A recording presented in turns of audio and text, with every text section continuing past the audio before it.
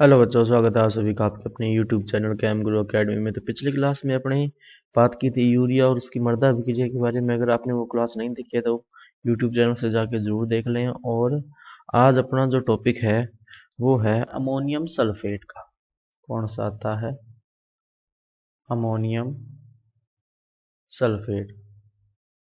अच्छा, फॉर्मूला क्या होता है अमोनियम सल्फेट का? ध्यान रखना, NH4 की ट्वाइस SO4। और ध्यान रखना, ये जो अमोनियम सल्फेट होता है ये क्या होता है नेचर में? एसिडिक होता है। क्या होता है? एसिडिक, क्योंकि अमोनियम आयन आ गया ना इसके अंदर। तो नेक्स्ट इसमें आता है कंपोजिशन। क्या आता है? कंपोजिशन। तो कंपोजिशन में सबसे पहला जो आता है वो आता है ह्यूमिडिटी या मॉइस्चर कह सकते हैं इसको। ह्यूमिडिटी जो होती है वो इसमें होती है अराउंड 1%। उसके बाद में अगर अपने बात करें इसमें नाइट्रोजन की, तो नाइट्रोजन होती है अराउंड 20.6%। उसके बाद में इसमें ध्यान रखना, इसमें इंडिपेंडेंट एसिड होता है या फ्री एसिड होते हैं इसके अंदर। फ्री एसिड वो कितना होता है? अराउंड 0.0254 होता कौन सा है? H2SO4। और एक और बात इसमें ध्यान रखना कि इसके अंदर आर्सेनिक होता है। ये इंपॉर्टेंट है, थोड़ा ध्यान देना इसका कि आर्सेनिक जो होता है वो इसके अंदर प्रेजेंट होता है। कितना होता है? अराउंड 0.01%। ये तो हो गया कंपोजिशन। नेक्स्ट अगर अपने बात करें प्रॉपर्टीज की, तो देखो क्या क्या प्रॉपर्टीज हैं इसकी। तो प्रॉपर्टीज में पहला जो इसके अंदर आता है वो आता है कि क्रिस्टलाइन होता है। क्या आता है ये? क्रिस्टलाइन होता है।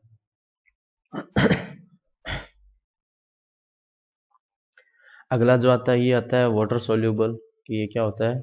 Water soluble. कहने का मतलब बहुत इजीली वाटर में डिजोल्व हो जाता है। थर्ड जो इसके अंदर प्रॉपर्टी आती है वो ये आती है कि लेस ह्यूमिडिटी को एब्जॉर्ब करता है। ये ह्यूमिडिटी को एब्जॉर्ब क्या करता है? बहुत ज़्यादा कम। और लास्ट जो इसमें आता है वो यही आता है कि इसमें नाइट्रोजन होता है अराउंड कितना? 20.6%। तो ये इसकी क्या हो गई? प्रॉपर्टीज हो गई। नेक्स्ट करते हैं अपने इसकी सॉइल रिएक्शन। तो सॉइल रिएक्शन की अगर अपने बात करें तो सबसे पहले बात करते हैं अपने अमोनियम सल्फेट की। तो अमोनियम सल्फेट का डिसोसिएशन किस में होगा? दो अमोनियम आयन और सल्फेट आयन के अंदर। और जो अमोनियम आयन है ये अपने को पता है कि सॉइल जो होती है उसके ऊपर एड्जॉर्ब हो जाएगा, या सॉइल क्लोराइड जो होती है उसके ऊपर एड्जॉर्ब हो जाएगा। अगर पैडी की क्रॉप होती है तो उसको ये एब्जॉर्ब कर लेगी, मतलब जो सक इन कर लेगी इसको। और अगर कोई अदर क्रॉप हुई तो ये सॉइल क्लोराइड के ऊपर जाके डिपॉजिट हो जाता है। अब होगा क्या कि अमोनियम आयन जो है वो सॉइल क्लोराइड के अंदर जो कैल्शियम आयन है उन कैल्शियम आयन को रिप्लेस कर देगा। कैल्शियम आयन को रिप्लेस करेगा और उसकी जगह अमोनियम आ जाएगा और कैल्शियम आयन क्या निकल जाएगा? बाहर। उसके बाद में जो अमोनियम आयन है वो क्या करेंगे? ऑक्सीजन से रिएक्ट करेंगे नाइट्रोसोमोनास की प्रेजेंस में। और नाइट्रोसोमोनास की प्रेजेंस में रिएक्ट करके क्या बनाएंगे? Nitrite plus water plus nascent hydrogen. ये जो नेसेंट हाइड्रोजन होते हैं ये एसिडिक नेचर के होते हैं और सॉइल को भी क्या बनाते हैं? एसिडिक बनाते हैं। नेक्स्ट अगर अपने इसमें बात करें तो क्या होगा कि ये जो नाइट्राइट बना है ना ये यूजलेस है प्लांट के लिए। एक तरह से भी प्लांट इसका यूज कर नहीं सकते। तो क्या होगा? ये नाइट्राइट दोबारा ऑक्सीजन से रिएक्ट करेगा नाइट्रोबैक्टर की प्रेजेंस में और क्या बनाएगा? नाइट्रेट। अब ये नाइट्रेट जो है वो अवेलेबल फॉर्म होती है। कौन सी फॉर्म होती है? अवेलेबल फॉर्म होती है, जिसका यूज जो है प्लांट बहुत इजीली कर सकते हैं। उसके बाद में क्या होगा कि जो यहाँ पे नेसेंट हाइड्रोजन बना है, ये नेसेंट हाइड्रोजन क्या करता है? क्ले के अंदर जो कैल्शियम आयन होते हैं या सॉइल के अंदर, सॉइल क्लोराइड के अंदर कैल्शियम आयन जो है उनको रिप्लेस करेगा और उसकी जगह क्या आ जाएगा? खुद आ जाएगा, जिसके कारण कौन सी सॉइल बनेगी? एसिडिक सॉइल का निर्माण होता है।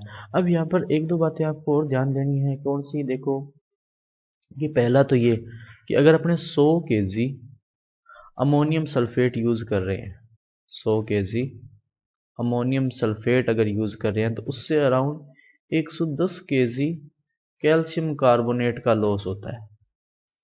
कैल्शियम कार्बोनेट का क्या होता है? लॉस होता है। या इसी स्टेटमेंट को आप ऐसे भी फ्रेज कर सकते हो कि अगर 100 kg अमोनियम सल्फेट यूज करते हैं तो उससे जो एसिडिक नेचर क्रिएट हुई है उस एसिडिक नेचर को बैलेंस करने के लिए 110 kg कैल्शियम कार्बोनेट की अपने को रिक्वायरमेंट होगी। एक इसमें क्वेश्चन आता है कि अमोनियम सल्फेट को कैल्शियम कार्बोनेट के साथ मिक्स करके यूज क्यों नहीं करना चाहिए, मिक्स क्यों नहीं करना चाहिए? तो इसका रीजन समझना आप कि why calcium carbonate should not be mixed with ammonium sulphate. तो इसका क्या रीजन है वो समझो कि अगर अपने अमोनियम सल्फेट को मिक्स कर देते हैं कैल्शियम कार्बोनेट के साथ, किसके साथ मिक्स कर दिया, कैल्शियम कार्बोनेट के साथ, तो क्या होगा, ये कंपाउंड बनेंगे, इसमें CaSO4 प्लस H2O, साथ में क्या बनेगी, NH3 गैस। ये गैस के रूप में क्या चली जाएगी बाहर, ये एरो जो बता रहा है कि ये जो अमोनिया गैस बनी है ये एनवायरनमेंट में चलेगी। अब ध्यान दो कि अपने अमोनियम सल्फेट यूज क्यों करें, नाइट्रोजन के लिए, लेकिन नाइट्रोजन जब वो तो अमोनिया की फॉर्म में क्या चलेगी, एनवायरनमेंट में, तो प्लांट को तो वो मिली ही नहीं, प्लांट को मिली नहीं तो हमारे लिए वो क्या हो गया, यूजलेस। इसीलिए कहते हैं कि अमोनियम सल्फेट का यूज कैल्शियम कार्बोनेट के साथ मिक्स करके नहीं करना चाहिए, या लाइमस्टोन के साथ मिक्स करके यूज उसको नहीं करना चाहिए। बाकी करेंगे नेक्स्ट क्लास में। अगर आपका इससे रिलेटेड कोई डाउट हो तो मैं कमेंट सेक्शन में पूछ सकते हैं। और अगर आपको इस क्लास की PDF डाउनलोड करनी है तो आप हमारे टेलीग्राम चैनल से डाउनलोड कर सकते हैं। और अगर अब तक आपने हमें फेसबुक और इंस्टाग्राम जैसे सोशल मीडिया प्लेटफॉर्म पर ज्वाइन नहीं किया तो ज़रूर ज्वाइन कर लेना, जहाँ पर आपको इसी तरह का एजुकेशनल कंटेंट मिलता रहेगा। तो मिलते हैं अगली क्लास में, तब तक के लिए पढ़ते रहिए। नमस्ते।